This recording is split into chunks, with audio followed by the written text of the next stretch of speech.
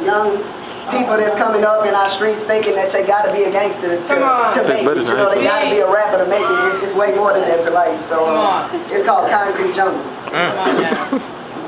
We, hood inhabitants, urban dwellers, we, pharmacists of the streets living not in civilization but rather in concrete jungles.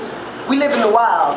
Lives flowing as freely as the Nile. Descendants of every struggle in Egypt, and though we struggle now, we've got to realize that it's self-inflicted. Because to be thugs and gangsters is how we strive, but that's not an aspiration, it's a way to survive, and not where any real G puts his pride. Now, I ain't a G, I ain't a Crip, I ain't a Blood, I hang with them people, but I'm not a thug. I pride myself on striving to get out of the hood. It ought to be a crime just to think this good. Oh wait, I mean this well. In these concrete jungles that we dwell, they don't kill for fun, they kill to survive. Because it's killers be killed in the world we live in, and they're not sorry to say that they're not looking to be forgiven, but you see, we all got a story to tell. Like this one young dude became a thug at the age of 12, and it wasn't because he thought it was cool. It was that his father was murdered and his mom and little sister needed food. Now sometimes he smoked weed so he wouldn't breathe. He didn't want to live this way, but his mother and sister had needs. He took heed to the fact. Because he was making stacks didn't mean his people could stop watching their back.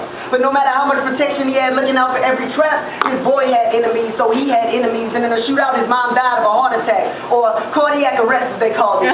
No amount of CPR could bring her back, and no antidepressants they gave him could take the pain away from that. Desperate, he moved into a trap house to keep him and his sister out of a foster home. But regardless of the amount of people there, they were still alone. Stuck in a twilight zone, and he did whatever to make sure his sister stayed off the street and kept her body her throne.